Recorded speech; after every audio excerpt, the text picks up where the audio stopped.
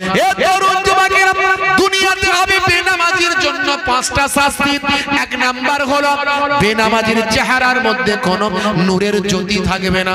মুরায় আমার, বেনামাজির চেহারার মধ্যে কোনো নেককারের চেহারা থাকবে না, নেককারের সুরাত থাকবে না, নেককারের আলো থাকবে না।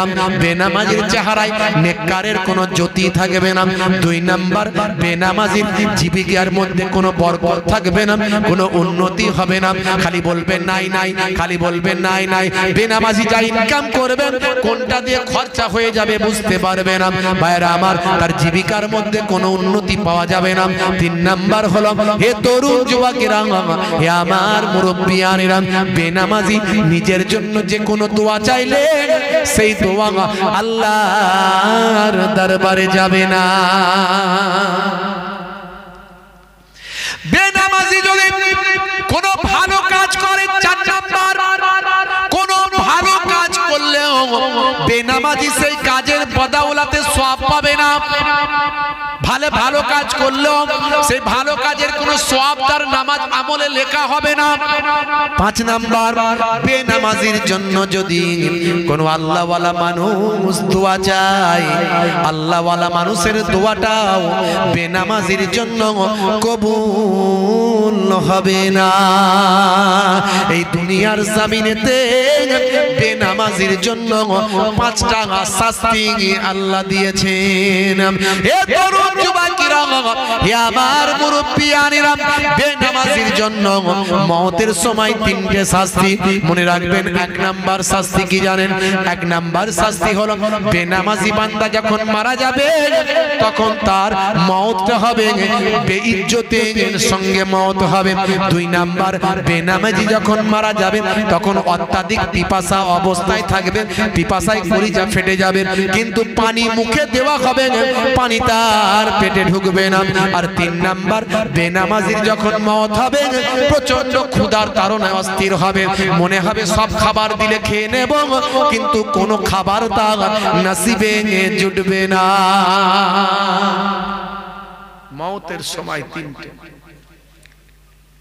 হে তরুণ যুবকেরা, হে আমার বন্ধুরা, শুনে রেখে দিন বাবা, জেনে রেখে দেন, কিয়ামতের দিনে কবরের জমিনে বেনামাজির শাস্তি হবে 3টে। তার মধ্যে একটা হলো, ভাই আমার, কবরের মাটিটা আমার আল্লাহ এত সংকীর্ণ করে দেবেন, একদিকের কবরের মাটি অন্যদিকের কবরের মাটির সঙ্গে এমন ভাবে মিলিত হতে থাকবে যে একদিকের পাঁজরের হাড় আর একদিকের পাঁজরের হাড়ের মধ্যে ঢুকে যাবে। এটা হলো কবরের শাস্তি। 2 নাম্বার কবরের শাস্তি হলো, বেনামাজির কবরটা আগুনের টুকরায় পরিপূর্ণ করা হবে, পুরো আগুনের কুণ্ডুতে পরিণত হবে, বেনামাজির কবরটা আগুনে ভরে যাবে। আর 3 নাম্বার হলো, বেনামাজির কবরে একটা আমার আল্লাহ মারাত্মক ভয়ঙ্কর সাপ নিযুক্ত করবেন, যে সাপ এত ভয়ঙ্কর হবে, সেই সাপ যদি দুনিয়ার জমিনে একবার নিঃশ্বাস ছাড়তো, কিয়ামত পর্যন্ত সেই জায়গায় কখনো ঘাস আর জন্মাবে না। এমন একটা ভয়ঙ্কর সাপ বেনামাজির কবরে নিযুক্ত হবে, সেই সাপটার নাম হলো সুজা আকরাব। এই সুজা আকরা নামক সাপটা ভাই আমার অনাব্রত বেনামাজিকে দংশন করতে থাকবে। এ তরুণ যুবকেরা, হে আমার বন্ধুরা, শুনে রেখে দিন বাবা, জেনে রেখে দেন, ভাই আমার, কিয়ামতের দিনে বেনামাজির 3টে শাস্তি। 1 নাম্বার হলো, আমার আল্লাহ ওই বেনামাজি বান্দার উপর নারাজ থাকবেন, অসন্তুষ্ট থাকবেন, আমার আল্লাহ রহমতের দৃষ্টিতে তার দিকে তাকাবেন না। এটা হলো 1 নাম্বার। 2 নাম্বার হলো, আমার আল্লাহর পক্ষ থেকে তার হাতে বাবা, তার ডান হাতে আমলনামা দেওয়া হবে না, পেছন দিক থেকে ঘুরিয়ে বাম হাতে তার বাপের আমলনামাটা দিয়ে দেওয়া হবে। এটা হলো 2 নাম্বার শাস্তি। আর 3 নাম্বার শাস্তি হলো, জিল্লাতের সঙ্গে অপমানের সঙ্গে ফারিস্তারা টেনে হিচড়ে তাকে জাহান্নামের আগুনে নিক্ষেপ করে দেবে। এই হলো 14টা শাস্তি বেনামাজি। বুকে হাত দিয়ে চিন্তা করেন, নামাজ পড়েন তো? নামাজে কোনো ছাড় নাই, নামাজে কোনো ক্ষমা নাই। বুকে হাত দিয়ে চিন্তা করুন, বান্দা দাঁড়িয়ে নামাজ পড়তে পারোনি, কোমরে ব্যথা, শরীর অসুস্থ, দাঁড়াতে গেলে কষ্ট হয়, মাথা ঘুরে যায়, পড়ে যাবার ভয় আছে, বান্দা মাটিতে বসে যাও। অনেকে চেয়ারে বসে, যে মাটিতে বসতে পারে না তার জন্য চেয়ারে ছাড় দিয়েছে মুফতি সাহেবরা। আমার নবী অসুস্থ হয়ে গিয়েছিলেন, পড়ে গিয়ে আহত হয়েছিলেন, তৎকালীন যুগে চেয়ার ছিল, চেয়ারে বসে নবী বক্তৃতা দিয়েছেন, কিন্তু নামাজটা জামিনে বসে পড়েছেন।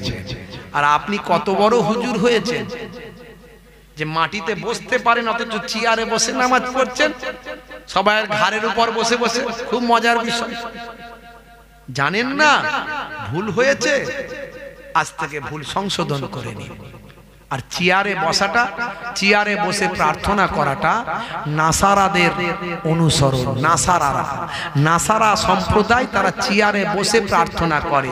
হাদিসে পাকের মধ্যে এসেছে, আবু দাউদ শরীফের হাদিস, মান তাশাব্বাহা বিকাউমিন ফাহুয়া মিনহুম। দুনিয়াতে যে যার অনুসরণ করবে তার সঙ্গে হাসর হবে। তাই চেয়ারে বসাটা নাসারাদের অনুসরণ, তাই সেটাও আপনার জন্য জায়েজ নয়। 3 নাম্বার, কাতার সোজা করার তাকিদ আমার নবী বারবার করেছেন। কাতার সোজা করতে হবে। চেয়ারে বসে নামাজ পড়লে কাতার সোজাও হয় না। তাই বসে নামাজ জামিনে পড়বেন, পা লম্বা করে দেবেন, যেদিকে খুশি পা করবেন করে বসে বসে নামাজ পড়বেন। নামাজিদের কাতারে রুকুকারীদের সঙ্গে রুকুটা করবেন। ওয়া আকিমুস সালাত ওয়া আতুজ যাকাত ওয়া আরকাউ মা'আর রাকিন। নামাজ বান্দা তুমি দাঁড়ানোর ক্ষমতা নাই, বসে নামাজ পড়ো মাটিতে বসে। বান্দা বসারও ক্ষমতা নাই, শুয়ে শুয়ে নামাজ পড়ো। বান্দা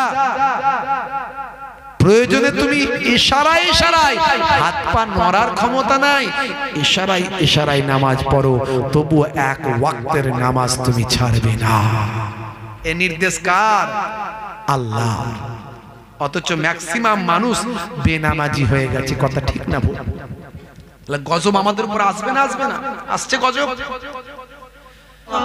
আমার আল্লাহ তাআলা কোরআন মাজিদের মধ্যে জানিয়ে দিলেন, ইয়া আইয়ুহাল্লাযীনা আমানু লা তুলহিকুম আমওয়ালুকুম ওয়ালা আওলাদুকুম আন যিকরিল্লাহ ওয়া মান ইয়াফআল যালিকা ফাউলাইকা হুমুল খাসিরুন।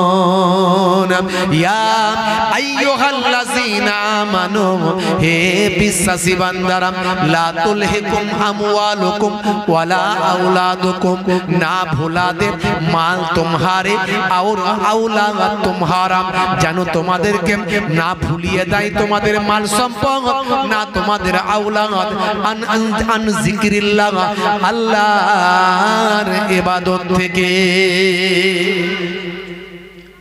আল্লাহর ইবাদতটা যেন তোমাদেরকে, তোমাদের মাল মাতা সন্তান সন্ততি পেয়ে যেন তোমরা আল্লাহর ইবাদত ভুলে না যাও। এটা কার থ্রেড? আল্লাহর। যদি তোমরা ভুলে যাও তাহলে কি হবে? আমার আল্লাহ পরের ওই একই সঙ্গে বলে দিলেন, তাহলে তোমরা কিন্তু ক্ষতিগ্রস্ত হয়ে যাবে। তোমরা কি হবে? ক্ষতিগ্রস্ত হয়ে যাবে। তাই আমরা যা কিছুই পাই না কেন, মাল সম্পদ, আওলাদ, স্ত্রী, ছেলে মেয়ে, কাজ কারবার, ব্যবসা বাণিজ্য, সব কিছু যাই পাই না কেন, এত কিছু পেয়েও যেন আল্লাহর ইবাদত না ভুলে যায়। মাথায় রাখবেন। তাহলে আমরা কাজকে আগে কাজ বলবো না নামাজকে বলবো? নামাজ কোনটা আগে? নামাজকে বলো না কাজ আছে, বরং কাজকে বলো নামাজ আছে। তাই কবি কবির ভাষায় লিখেছিলেন, নামাজকে বলো না কাজ আছে, কাজকে বলো আমার নামাজ আছে।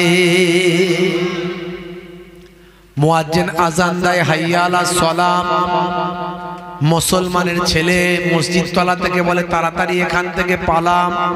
বলে কেন রে ভাই? বলে মুয়াজ্জিন যদি দেখতে পায় ডাক দেবে, আই পল্টু নামাজ পড়বি আয়।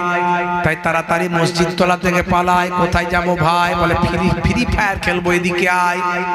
মুসলমানের ছেলে 3-4 বন্ধু ডেকে নিয়ে গিয়ে ক্যারাম খেলতে যায়। মুসলমানের ছেলে 3-4 বন্ধু মাঠের ধারে গিয়ে তাসবিহতে শুরু করে দেয়। মুয়াজ্জিন যদি দেখতে পেয়ে বলে নামাজ পড়বি আয়, তাই তাড়াতাড়ি মসজিদ তলা থেকে তারা কেটে পড়ে ভাই। আর মুরব্বিয়ানেরা শুনে রেখে দিন বাবা, জেনে রেখে দেন, আল্লাহ বলল বান্দারে তোরা কি আমার আজানের শব্দের মানেটা বুঝতে পারলি না? যদি আজানের শব্দের মানেটা বুঝতিস, যদি আজানের উত্তরটা তোরা দিতিস, আমি আল্লাহ তোদের কি পরিমাণ সওয়াব দিতাম, তোরা কি বুঝলি না?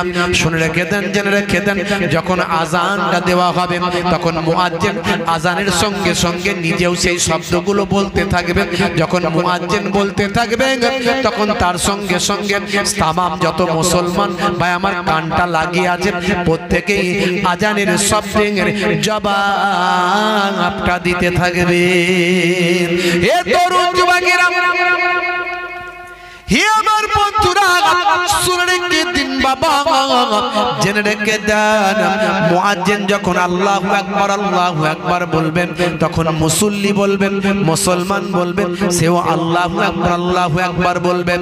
মুয়াজ্জিন যখন আশহাদু আল্লা ইলাহা ইল্লাল্লাহ বলবেন তখন মুসল্লি বলবেন, মুসলমান বলবে আশহাদু আল্লা ইলাহা ইল্লাল্লাহ। মুয়াজ্জিন যখন বলবেন হাইয়া আলাস সালাম হাইয়া আলাস সালাম, তখন মুসল্লি বলবেন ভাই আমার মুসলমান বলবেন লা হাওলা ওয়ালা কুওয়াতা ইল্লা বিল্লাহ। মুয়াজ্জিন যখন বলবেন হাইয়া আলাল ফালাহ হাইয়া আলাল ফালাহ, তখন মুসল্লি বলবেন, মুসলমান বলবেন লা হাওলা ওয়ালা কুওয়াতা ইল্লা বিল্লাহ। আবার মুয়াজ্জিন বলবেন আল্লাহু আকবার আল্লাহু আকবার, তখন মুসল্লি বলবেন, মুসলমান বলবেন আল্লাহু আকবার আল্লাহু আকবার। যখন মুয়াজ্জিন বলবেন ভাই আমার মুয়াজ্জিন বলবেন লা ইলাহা ইল্লাল্লাহ, তখন মুসল্লি বলবেন, মুয়াজ্জিন বলবেন, মুসল্লি ভাই আমার মুসল্লি বলবেন, মুসলমান বলবেন লা ইলাহা ইল্লাল্লাহ। এইভাবে যদি আজানের জবাবটা কোনো মুসলমান দেয়, এইভাবে যদি আজানের উত্তরটা কোনো ইমানদার দেয়, যত পরিমাণ নামাজি যত পরিমাণ নামাজি মসজিদে গিয়ে নামাজটা পড়ে, তত পরিমাণ নামাজির সওয়াবটা ওই আজানের জবাব দেওয়া ব্যক্তির নামাজ আমলে আল্লাহ দান করেন। শুধু তাই নয়, বুখারী শরীফের হাদিসের মধ্যে এসেছে বিশ্ব নবী বলেন যে বান্দা আজানের জবাব দেয় আমার আল্লাহ তাকে জান্নাত দান করে দেয়। জোরে হবে না? আপনি মনে করুন মক্কা শরীফে মদিনা শরীফে আপনি উমরা হজে গেছেন, মসজিদে নববীতে আজান হচ্ছে আর আপনি আজানের জবাব দিচ্ছেন। মসজিদে নববীতে একসঙ্গে কত মানুষ নামাজ পড়ছে? 10 আপনার কি বলে আপনার একসঙ্গে আপনার 10 লক্ষ মানুষ নামাজ পড়ছে। 10 লক্ষ মানুষ, তো 10 লক্ষ মানুষের যে পরিমাণ নামাজের কারণে আল্লাহ সওয়াব দেবেন, আপনি আজানের জবাব দেওয়ার কারণে আল্লাহ সেই পরিমাণ সওয়াব আল্লাহ নামাজ আমলে দান করে দেবেন। শুধু তাই নয়, বুখারী শরীফের প্রথম বুখারী শরীফের হাদিস ভাই আমার মুসলিম শরীফের হাদিসের মধ্যে বিশ্ব নবী জানিয়েছেন যে বান্দা আজানের জবাব দেবে ফাদখালাল জান্নাহ, আল্লাহ তাকে জান্নাত নসিব করে দেবে। তাহলে সে আজান যখন হয় তখন ছেলেরা বলে কি বলে, এই টিভি সাউন্ডটা কমা, একটু কমা, আজান হচ্ছে শুনতে পাসনি, এই টিভি দেখছিল, বলছে এই মোবাইলের সাউন্ডটা কমা, এই মোবাইলে গান শুনছে সাউন্ডটা কমিয়ে দিয়েছে, গান শুনছে। তারপর ওই কি বলে আপনার নাটক শুনছে, ড্রামা দেখছে, এই চোখটা কিন্তু রেখেছে, খালি কমিয়ে দিয়ে আজানের উত্তর দিচ্ছে। জবাবটা কিসের জবাব দিচ্ছে? খালি সাউন্ডটা কমিয়ে দিয়ে জবাব দেওয়া হয়ে গেল, তার মানে ওইটাই হয়ে গেল। চোখ সরায়নি, মোবাইল থেকে চোখ সরায়নি, টিভি থেকে চোখ সরায়নি। আর মেয়েরা কেমন ভাবে জবাব দেয়, যখন আজান হয় বলে মাথায় কাপড়টা দে, মাথায় কাপড়টা দে, মাথায় কাপড়টা দে। ওই আজান হচ্ছে, শুনতে পাসনি আজান হচ্ছে, ও আজান হচ্ছে মানে ওর জবাব হলো মাথায় কাপড় দেওয়া। রাগ করবেন না বাপ, একটু বোঝার চেষ্টা করবেন। হে তরুণ যুবকেরা, হে আমার বন্ধুরা, শুনে রেখে দিন বাবা, জেনে রেখে দেন। আমার আল্লাহর পক্ষ থেকে বলা হয়েছিল, আজানের মধ্যে কি বলা হয়েছিল আপনি কি একটু চিন্তা করেছেন বাপ? হে তরুণ যুবকেরা, আমার আল্লাহর পক্ষ থেকে বলা হয়েছিল হাইয়া আলাস সালাহ, এসো নামাজের দিকে এসো। যদি তুমি এসো নামাজের দিকে এসো, নামাজের দিকে যদি তুমি আসতে পারো, আমার আল্লাহ কি দেবেন মনে রাখবেন। আমরা লাভ ভালোবাসি, আমরা প্রফিট ভালোবাসি, তাই আমার আল্লাহ আমাদের প্রফিট দিয়েছেন। যদি তুমি নামাজের দিকে আসো, হে মুয়াজ্জিন বলে দাও হাইয়া আলাল ফালাহ, আমি আল্লাহ তাকে কামিয়াবি দান করে দেব। জোরে হবে না? আর জোরে হবে না? নামাজের দিকে এলে কামিয়াবি দেবেন কে? জোরে বলেন, কামিয়াবি দেবেন কে? তাই কাজকে বলবো হে কাজ আমার নামাজ আছে, না নামাজকে বলবো হে নামাজ আমার কাজ আছে? কোনটা? জোরে বলেন কোনটা? নামাজকে বলবো কাজ আছে, না কাজকে বলবো নামাজ আছে? কোনটা? জোরে বলেন, একটু হ্যাঁ হু আওয়াজ দেন আমার সঙ্গে। কাজকে বলবো হে কাজ আমার নামাজ আছে। নামাজের ওয়াক্তটা হবে যখনই মসজিদে চলে যাও তুমি তখনই। নামাজের ওয়াক্তটা হবে যখনই মসজিদে চলে যাও তুমি তখনই। ছাড়ো এবার ছাড়ো, ছাড়ো এবার ছাড়ো, এবার ছাড়ো এই কাজ তোমারই। ছাড়ো এবার ছাড়ো, ছাড়ো এবার ছাড়ো, এবার ছাড়ো এই কাজ তোমারই। নামাজের ওয়াক্তটা হবে যখনই মসজিদে চলে যাও তুমি তখনই। তোমার বাঁচা আর তোমার মরা লেখেন মোর প্রভু আমারি। নামাজের ওয়াক্তটা হবে যখনই মসজিদে চলে যাও তুমি তখনই। জোরে হবে না? আর জোরে হবে না? ফজরের সময় ঘুমিয়ে থাকি, জোহরে কি দেব কাজে ফাঁকি। বলে না ভাই ফজরের সময় ঘুমই ভাঙে না, হুজুর কি বলবো কোনটা দিয়ে আজান হয় আর যায় কিছু টেরই পায় না, কিছু টেরই পায় না হুজুর, আজান বুঝতেই পারি না। ফজরের সময় কি ঘুম, কি ঘুম। ফজরের সময় ঘুমিয়ে থাকি, আর জোহর বেলা হুজুর কাজ না করলে খাবো কি? কাজ ছেড়ে দিয়ে কি আর নামাজে যাওয়া যায়? মালিক যেতে দেবে? জোহর বেলা কাজের উদাহরণ দেয়, আসর বেলা মাগরিব বেলা কি করো? সারাদিন খাটাখাটনি করা শরীর, বিকাল বেলা কি আর ভালো লাগে? একটু চায়ের দোকানে বসি, একটু চা খাই, একটু গল্প করি, ওই করতে করতে আসর মাগরিব ওইভাবে গেল। এসার সময় কি করো? হুজুর সারাদিন খাটাখাটনি করা শরীর, তো সন্ধ্যায় খায় আর ঘুমায়। বাহ, ভালো উদাহরণ আমরা তৈরি করে রেখেছি, কিন্তু আল্লাহ বলবেন হবে না, কোনো উদাহরণ চলবে না। ফজরের সময় ঘুমিয়ে থাকি, জোহরে কি দেব কাজে ফাঁকি।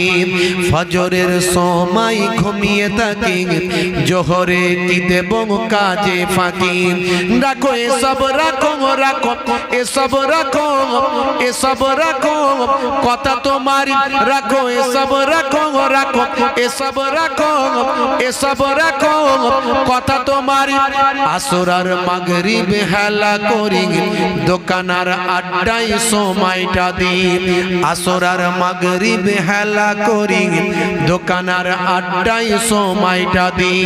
মরলে তোমাকে যেতে হবে মাটির নিচে ঘর তোমারই। মরলে তোমাকে যেতে হবে মাটির নিচে ঘর তোমারই।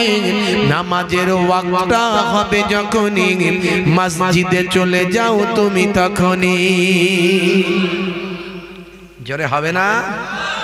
জোরে হবে না?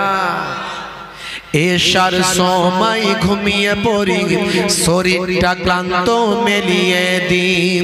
এশার সময় ঘুমিয়ে পড়ি, শরীরটা ক্লান্ত মেলিয়ে দিই। না না এসব বলো না, এসব বলো না, এসব বলো না বান্দা তুমি। না না এসব বলো না, এসব বলো না, এসব বলো না বান্দা তুমি। রুটি রুজি দিচ্ছে যিনি, যিনি জীবন মরণের মালিক তিনি। রুটি রুজি দেওয়ার মালিক কে? যেটা বলেন কে? আপনাদের কি চাষ হয় জানো? সবজি চাষ বেশি, তাই তো? এখন সবজি চাষ করেছেন, স্প্রেও মেরেছেন, কিন্তু পোকা তাও সরছে না, স্প্রে কাজ হয়নি, স্প্রে আপনার কেমিক্যালে কোনো কাজ হয়নি, এমন পোকা লেগেছে সব খেয়ে ফিনিশ করে দিল। তাহলে এই যে খেয়ে ফিনিশ করে দিল, আপনার জমির চাষে ফসলে লস করে দিল, এই ফসলে লস করানোর লাভ করানোর মালিক কে? যেটা বলেন কে? আকাশ থেকে এমন শিলাবৃষ্টি হলো, ফসল সব ধ্বংস হয়ে গেল, এ করার মালিক কে? এই আপনারা দেখেননি, এই অল্প কিছুদিন আগে যখন আলু চাষ শুরু হলো, আলু চাষ আমাদের হুগলি বর্ধমানের দিকে বেশি আলু চাষ হয়, কথা ঠিক না বল? তা আলু চাষ করেছে, আর কয়েকদিন এমন নিম্নচাপের পানি হয়েছে, আপনাদের মনে আছে যে পানি পুরো জমিনে একদম পুরো দাঁড়িয়ে গেছে। এই কয়েকদিন দাঁড়িয়ে যাওয়ার কারণে আলু নষ্ট হয়ে গেছে, আলুর বীজ নষ্ট হয়ে গেছে, পাঞ্জাবের মূল্যবান বীজ নষ্ট হয়ে গেছে। আমাদের ওদিকে একজন লোক আত্মহত্যা করেছিল, এটা একদম মিডিয়া নিউজ খবর হয়েছিল, দেখেননি আপনারা অনেকে হয়তো বা দেখেছেন। তো এই যে আলু বসালো, পানি দেওয়ার মালিককে, ঠিক রাখার মালিককে। যদিও আত্মহত্যা করা মহাপাপ, সে ভাই জানে না, সে তো কলেমা পড়েনি, কলেমার ভাই ছিল না, তাই জানে না। যারা কলেমার ভাই তারা জানে যে আত্মহত্যা করা মহাপাপ, আত্মহত্যা করলে জাহান্নামে যেতে হয়, দুনিয়াতেও কষ্ট পায়, আখিরাতেও কষ্ট পাবে, শান্তি কোথাও পাবে না, জান্নাত তাকে দেওয়া হবে না। তাই যে কোনো কঠিন পরিস্থিতিতে পড়ি না কেন, আত্মহত্যা কোনো মুসলমানের করা চলবে না। তো ভাইরা আমার, তাহলে রুটি রুজি যাই আপনি করি না কেন, এই রুটি রুজিতে কামিয়াবি দেওয়ার মালিককে। আপনি দোকান খুলেছেন, ভালো কারবার করেছেন, খদ্দেরের মনে কারবারের প্রতি মহাব্বত দেওয়ার মালিককে। আপনি ব্যবসা করছেন, ব্যবসায় আপনার কাছে কাস্টমার আনানোর মালিককে। হ্যাঁ, তাহলে আল্লাহকে খুশি করলে আল্লাহ আপনাকে খুশি করবে, কথা ঠিক না ভুল?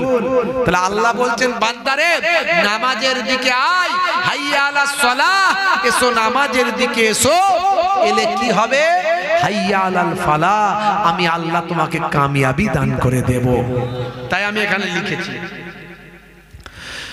রুটি রুজি দিচ্ছে যিনি জীবন মরণের মালিক তিনি।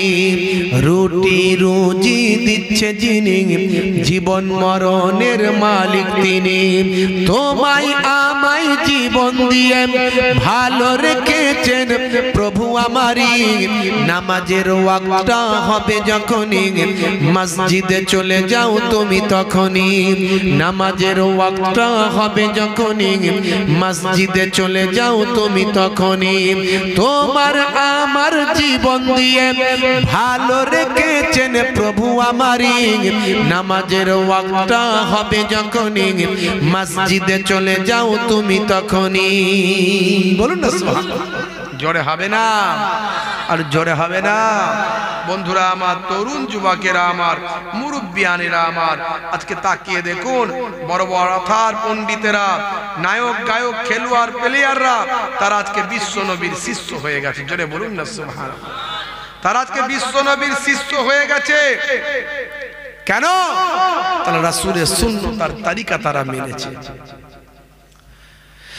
হে তরুণ যুবকেরা, তাহলে মুসলমান যারা আমরা আল্লাহর উপর বিশ্বাস এনেছি, যারা আমরা নবীর কালেমা পড়েছি, যারা আমরা কোরআন মেনেছি, যারা আমরা ভাগ্যে ভালো মন্দ যা কিছু হয় আল্লাহর পক্ষ থেকে হয় এটা বিশ্বাস করেছি, যারা আমরা সুন্নতের নাবাবিয়াকে, সুন্নতুন নাবাবিকে আমরা ভালোবেসেছি, মহাব্বত করেছি, হে তরুণ যুবকেরা, যারা আমরা আল্লাহর একত্ববাদকে গাওয়াহি দিয়েছি, যারা আমরা আল্লাহ আছেন লা শারিকা লাহু, তার কোনো শরীক নাই, লা শারিকা লাহু, তার কোনো শরীক নাই, অংশী নাই বলে আমরা স্বীকৃতি দিয়েছি, আল্লাহকে না দেখে বিশ্বাস করেছি।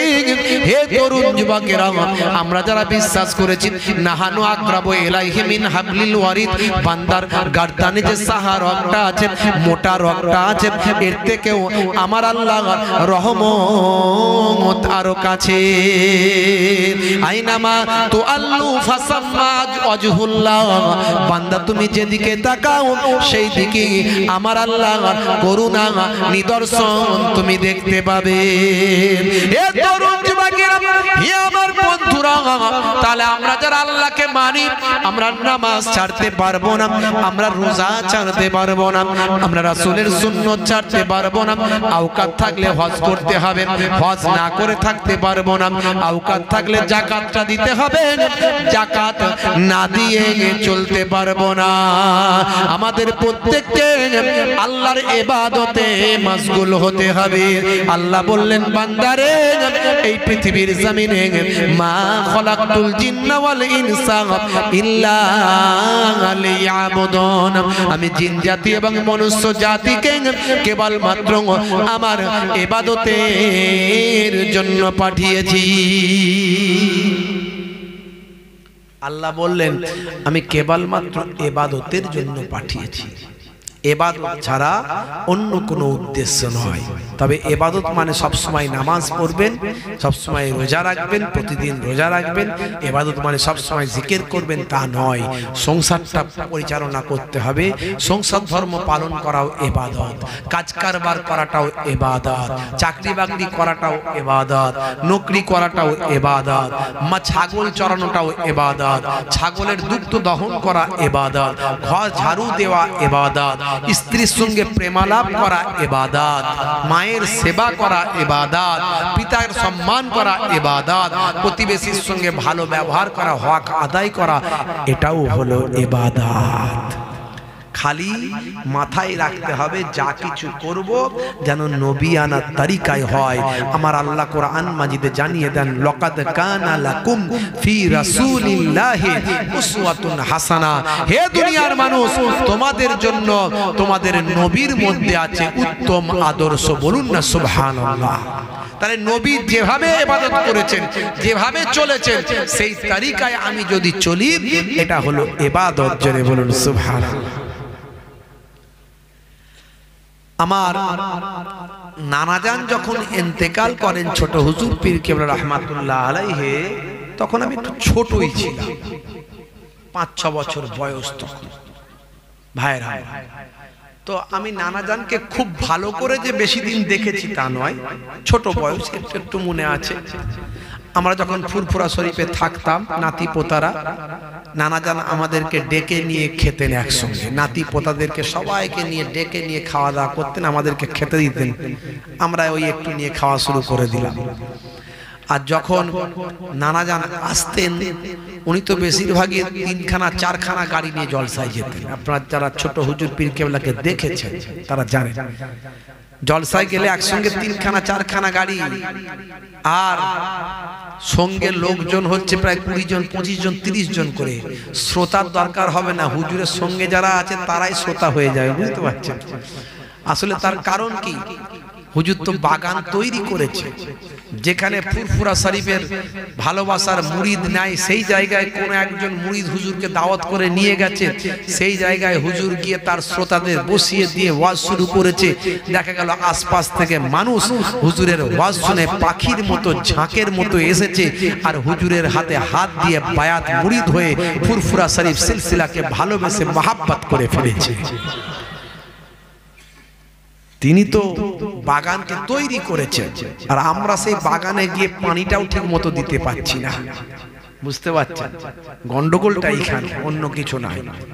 আমরা দাদা হুজুরের সিলসিলায় ওয়াজ করি, দাদা হুজুরের বাগানে ওয়াজ করি, অথচ আমরা দাদা হুজুরের বাগানকে কিভাবে পানি দিয়ে তরতাজা রাখতে হবে, বাগান যাতে জিন্দা কিভাবে থাকবে, হক বাগান, না হক নাই হক।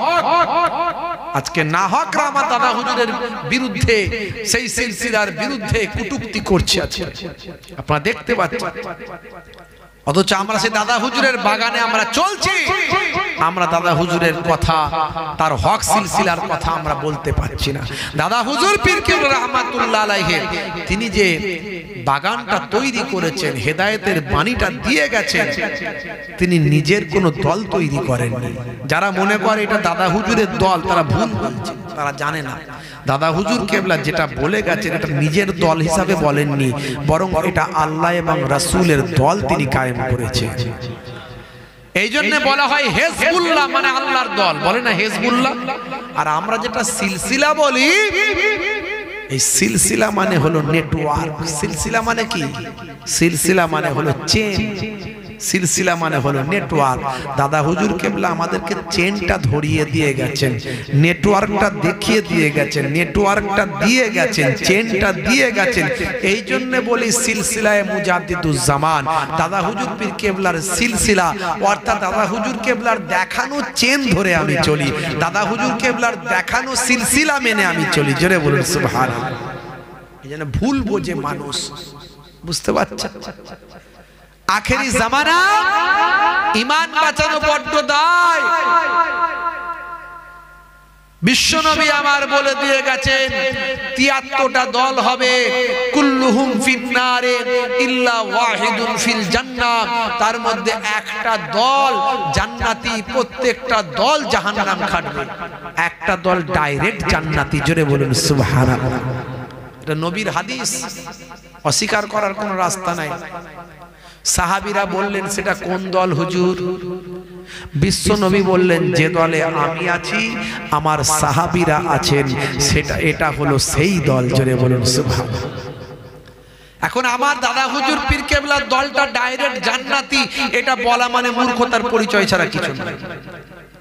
কিন্তু আমি এটুকু বলতে পারি দাদা হুজুর কেবলা কোন দলে ছিলেন, সেই দলটা কোন দল ঘুরিয়ে আমি এটা বলতে পারি। আমি দাদা হুজুর করি মানে আমি জান্নাতি, এটা বলার ক্ষমতা আমার নাই। এটা যদি কেউ বলে থাকে গাজওয়ারি করে বলবে, এটা মূর্খতার পরিচয় ছাড়া কিছু নয়। কিন্তু এটুকু বলতে পারা যায় দাদা হুজুর কেবলা কোন দল ছিলেন। মনে রাখবেন দাদা হুজুর কেবলা যে নেটওয়ার্কটা, যে চেনটা মেনেছেন, সেই চেনটায় আছেন কে? সেই চেনটায় আছেন তামাম আউলিয়ায়ে কেরাম থেকে শুরু করে একেবারে মাসালার দিক থেকে যদি বলেন ইমামে আজম আবু হানিফা রাহমাতুল্লাহ আলাইহি। কারণ দাদা হুজুর কেবলা মাসালার ক্ষেত্রে কোরআন এবং হাদিস পাককে সঠিকভাবে বোঝার জন্য যখন মাসালার প্রয়োজন, সেই মাসালা বের করার সময় তিনি ইমামে আজম আবু হানিফা হুজুরের মত মেনেছেন। আর ইমামে আজম আবু হানিফা হুজুর কে? তিনি আল্লাহর নবীর কাছাকাছি একজন মানুষ, তিনি সাহাবাদের কাছাকাছি একজন মানুষ। ওনার জন্ম হলো ৮০ হিজরিতে।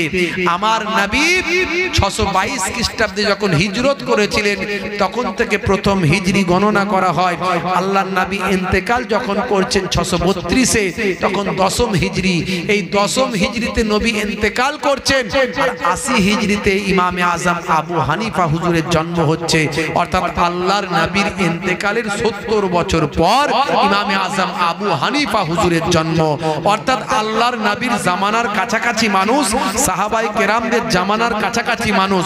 শুধু তাই নয়, ৫ জন সাহাবাকে তিনি চামড়ার চোখে দেখেছেন এবং তাদের সোহবত পেয়েছেন। জোরে হবে না? আর জোরে হবে না? একদল বেরিয়েছে, আগে মোবাইল রিপেয়ারিং করতো, এখন শায়েখ হয়ে গেছে। আগে আপনার রাজমিস্ত্রিগিরি করতো, এখন শায়েখ হয়ে গেছে। আর কথায় কথায় শুধু ফতোয়া দেয়, এটা হারাম, ওটা বেদায়েত, ওটা নাজায়েজ, ওটা অমুক, ওটা সেই। ফুরফুরা শরীফ ভণ্ড, ফুরফুরা শরীফের মাজার ভেঙে দিতে হবে, এই করতে হবে, তাবিজের ব্যবসা গুটিয়ে দিতে হবে। ওরা মনে করে তাবিজ নাকি ভালো ব্যবসা। হুজুররা তাবিজ করার সময় পায় না, আমাদেরকে বলে হুজুর একটু তাবিজ লিখে দেন না। দূর বাবু, সময় না, এখন যা অন্য কোথাও করে নাও, সময় নাই। ওরা বলে ব্যবসা, বুঝতে পারছি ভাইরা আমার। ওরা সব বিষয়ে মানুষকে ভুল বোঝাচ্ছে, সব বিষয়ে মানুষকে হাদিস বলছে ঠিক, ব্যাখ্যা করছে ভুল। বন্ধুরা আমার, তরুণ যুবকেরা আমার, আগে ছিল মোবাইল রিপেয়ারিং করা মানুষ, মোবাইলের দোকান, প্যান্ট শার্ট পরে মোবাইলের দোকান চালাচ্ছে। এখন পাঞ্জাবি পরে বড় জুব্বা গায়ে দিয়ে চকচকে টুপি মাথায় দিয়ে শায়েখ হয়ে গেছে। নিজেই বিবৃতি দিয়ে বলছে আমি মাদ্রাসায় পড়িনি, মাদ্রাসা এডুকেশন আমার নাই, আমি একজন জেনারেল এডুকেটেড মানুষ, আমি একজন মডার্ন এডুকেটেড মানুষ, আমি ইতিহাস মডার্ন ইতিহাস নিয়ে পড়াশোনা করেছি। ভাই মডার্ন ইতিহাস নিয়ে পড়াশোনা করে আর তাফসীর হাদিসের মাসালা দিচ্ছে। আচ্ছা বলুন তো, একটা ইংরেজি টিচার সে যদি বলে আমি অপারেশন করব, ডাক্তারের কাজ যেটা অপারেশন করা করব, একটা বাংলা টিচার সে যদি বলে আমি সার্জেন যা করে আমি সার্জেনের কাজ করব, আমি হার্টের অপারেশন করব, রোগী বাঁচবে না মরবে? যদি বলে রোগী বাঁচবে না মরবে, রোগী সব মরে যাবে, রোগী কেউ বাঁচবে না। তো ফতোয়াবাজি করতে গেলে, হারাম হালাল বলতে গেলে 17টা বছর জ্ঞান অর্জন করার পরে এক্সট্রা আরো 2 বছর করতে হয় শুধু ফতোয়ার উপরে, মুফতি ডিগ্রি অর্জন করতে। তবে ফতোয়া দিতে গেলে সে বুঝবে যে কোনটাই ফতোয়া দেওয়া দরকার, কোনটাই দেওয়া দরকার নাই। তারপরেও মুফতিদের বোর্ড বসে, যেমন ডাক্তারের ব্যাপারে মাঝে মাঝে ডাক্তাররা বোর্ড গঠন করে, বোর্ড গঠন করে বলে এটা এইভাবে অপারেশন করতে হবে, এটা ওইভাবে করতে হবে। কোন একজন এমএস ডাক্তার সিদ্ধান্ত নিতে পারেনি, এইরকম মুফতিরাও মাঝে মাঝে সিদ্ধান্ত নিতে পারেনি। এই 17 আর 2 19 বছর স্টাডি করার পরেও তারা ফতোয়া দিতে পারছে না।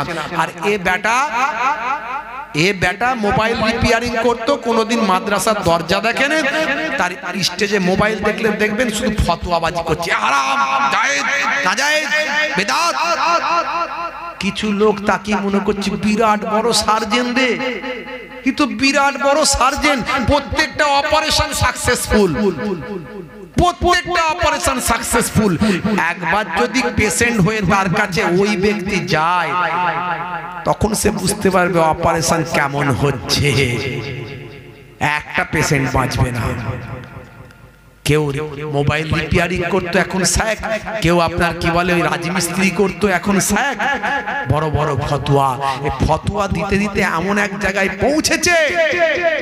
এই রিসেন্ট একটা ফতোয়া দিয়েছে, আপনারা জানেন কিনা জানি না, বলছে আব্দুর রশিদ নাম রাখা হারাম। শুনেছেন? আব্দুর রশিদ নাম রাখা কি হারাম? হ্যাঁ, ইয়াসিন নাম রাখা হারাম। তারপরে আপনার কি বলে ওই আপনার গোলাম মাহবুব নাম রাখা হারাম। তারপরে আরো বলছে আপনার কি বলে ওই শাহজাহান নাম রাখা চলবে না, জাহাঙ্গীর নাম রাখা চলবে না। শুনেছেন কিনা জানি না, শুনেছেন এই নামগুলো? বন্ধুরা আমার, তরুণ যুবকেরা আমার, মুরব্বিয়ানেরা আমার, এই রকম ভাবে তার কথাগুলো বলছে। আখেরি জামানা হাজার হাজার মানুষের নাম আব্দুর রশিদ আছে। ভাই আব্দুর রশিদ কেন বলা হয় না? আর রশিদটা হলো আল্লাহর নাম। আল্লাহর নাম কারো যদি আল্লাহর সেফাতি নাম, আল্লাহর সেফাতি নাম কোরআন মাজিদে কতগুলো পেয়েছেন আপনারা? জোরে বলেন কতগুলো আছে? জোরে বলেন। 99টা আল্লাহর সেফাতি নাম। আর জাতি নাম একটা, জাতি নাম একটা, সেই নাম কারো রাখা যাবে না, সেটা হলো আল্লাহ। সেটা হলো কি? আল্লাহ।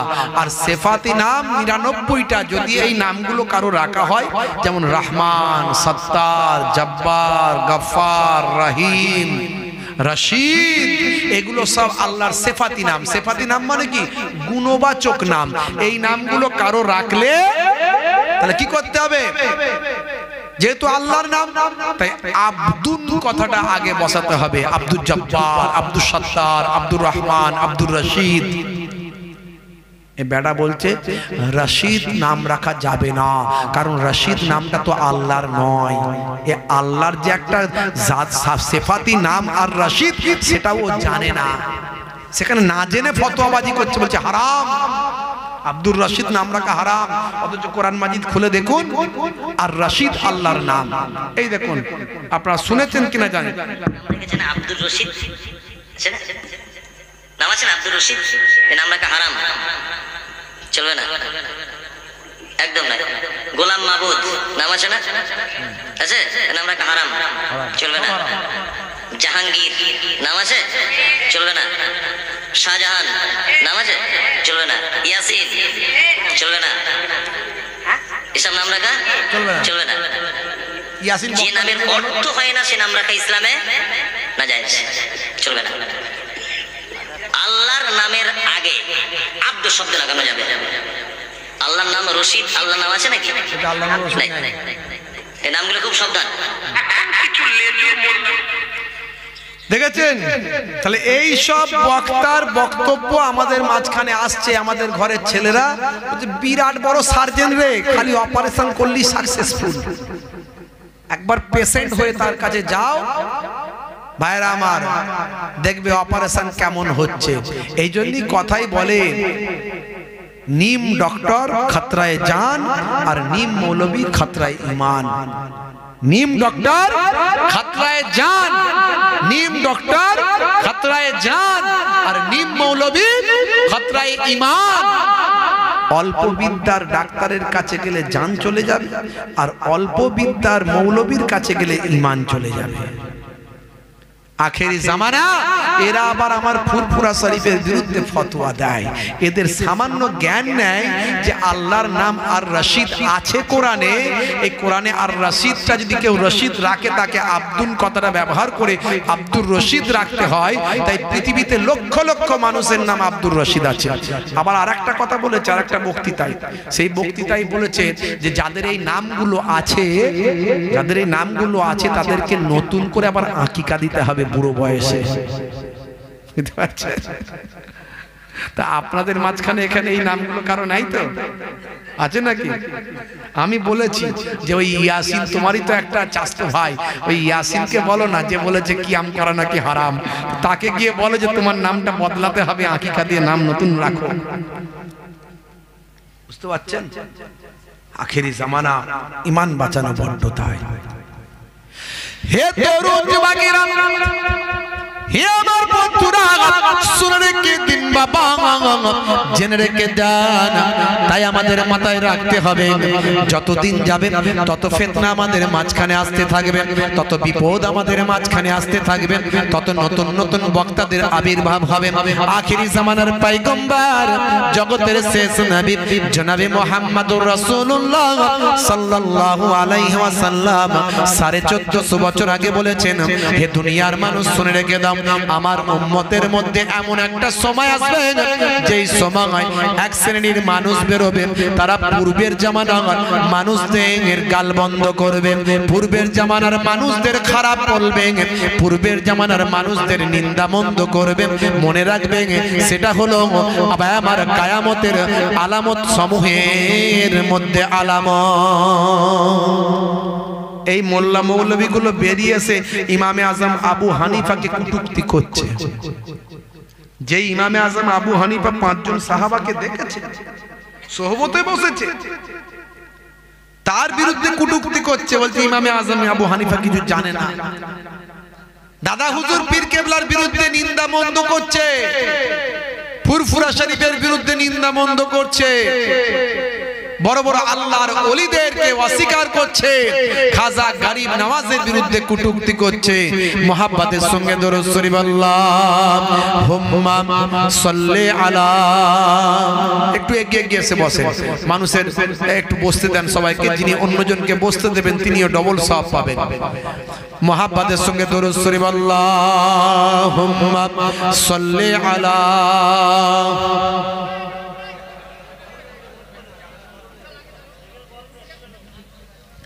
وعلى آل سيدنا हरा गम्बद जो देखोगे जमाना भूल जाओगे, हरा गम्बद जो देखोगे जमाना भूल जाओगे, अगर तैयबा को जाओगे तो आना भूल जाओगे, हरा गम्बद जो देखोगे जमाना भूल जाओगे।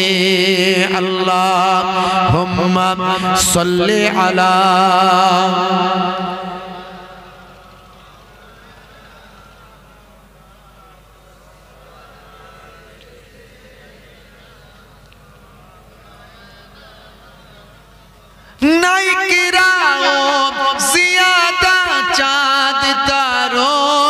अपनी रंगत पर नहीं गिराओ ज़्यादा चाँद तारों अपनी रंगत पर मेरा आका को देखोगे चमकना भूल जाओगे मेरा आका को देखोगे चमकना भूल जाओगे हरा गंबद जो देखोगे ज़माना भूल जाओगे अल्लाहुम्मा सल्ली अला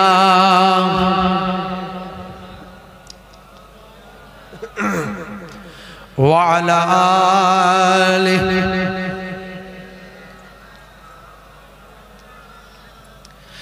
हे तरुण যুবকেরা হে আমার বন্ধুরা হে আমার মুরব্বিয়ানেরা শুনে রেখে দিন বাবা জেনে রেখে যান তাহলে আপনাকে আমাকে এই পৃথিবীর জমিনে আল্লাহ এবং রাসূলকে পাওয়ার জন্য যে তরিকা যে পথটা অনুসরণ করা দরকার সেটা আর অন্য কোনো পথ নয় সেটা হলো আল্লাহর ওলিদের পথ এরই জন্য আমার আল্লাহ কোরআন মাজিদের মধ্যে জানিয়েছেন আতিউল্লাহ ওয়া আতিউর রাসূল ওয়া উলিল আমরি মিনকুম ফাইন তানাজাতুম ফি শাইইন ফারুদ্দুহু ইলাল্লাহি ওয়ার রাসূল হে দুনিয়ার মানুষ শুনে রেখে দাও জেনে রেখে দাও আমি আল্লাহ ঘোষণা করি আতিউল্লাহ তোমরা আমি আল্লাহর ইতাআত করো আমি আল্লাহর ইতাআত মানে আমার নামাজ আমার রোজা আমার হজ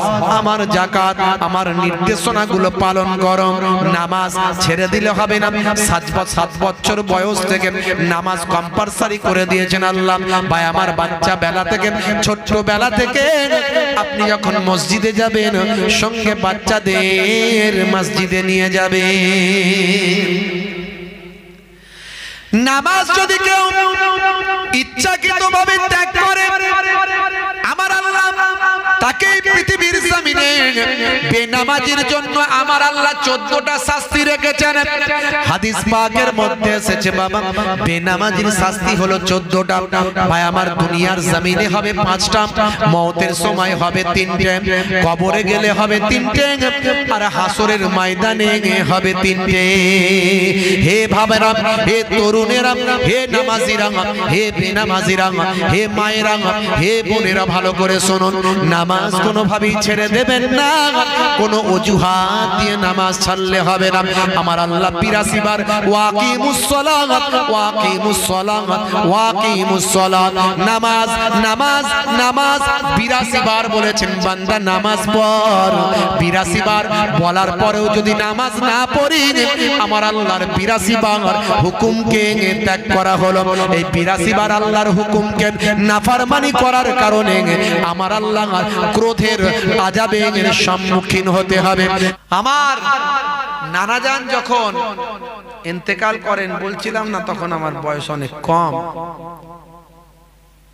6-7 বছর বয়স ইন্তেকালের সময় মনে আছে ছোট ছোট কথাগুলো মনে আছে নানাজান যখন ওই 3-4 খানা 5 খানা গাড়ি নিয়ে যখন আসতেন আর নানাজানের গাড়ির হর্নটা ছিল একটু অন্যরকম একটু এক্সেপশন ব্যতিক্রম যারা শুনেছেন তারা জানেন তো ওই আওয়াজ শুনে যখন ফুরফুরা শরীফে নানা বাড়িতে থাকতাম তখন ছুটতাম আর আমার একটু এক্সেপশন ব্যতিক্রম ছিলাম আমি নানাজানকে দেখলে তাকবীরের ধ্বনি দিতাম নারী তাকবীর আল্লাহু আকবার বুঝতে পারছেন এই বাচ্চা বয়স 5 বছর 6 বছর বয়স তখন তাকবীর দিচ্ছি মানে লোক খুশি খুব নানাজানও খুশি আর পকেট থেকে যা ছিল 2 আনা 1 আনা 4 আনা মাল করে একটু দিয়ে দিত দিলি খুশি খাবার টাবার থাকলে খাবার টাবার দিত বিরাট খুশি বুঝতে পারছেন ছোটবেলায় ফুরফুরা শরীফে থাকলে এই করতাম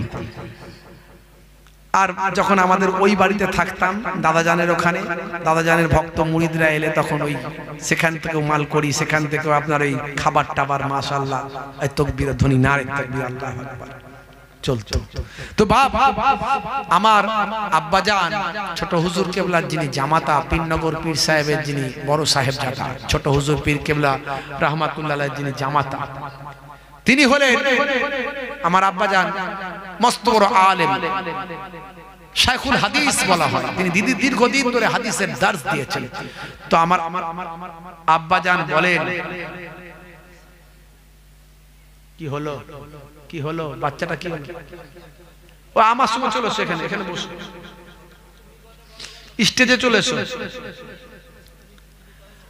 আচ্ছা তো কোচিটা ঘুম পেয়েছে নাকি?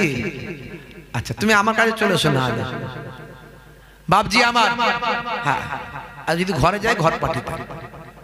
বাপজি আমার, তরুণ যুবকেরা আমার, তা আমার আব্বাজান তিনি বলেন, তোমার 4 নানাজানের সঙ্গে আমি সোহবতে পেয়েছি, সোহবতে থেকেছি, বহু জালসায় গেছি। তো তোমার নানাজান আমাকে বেশি ডেকে ডেকে নিয়ে যেতেন। কই গো আমার পীরনগরের জামাই বড় আলেম বড় বক্তা, তাকে সঙ্গে আমার সঙ্গে দাও।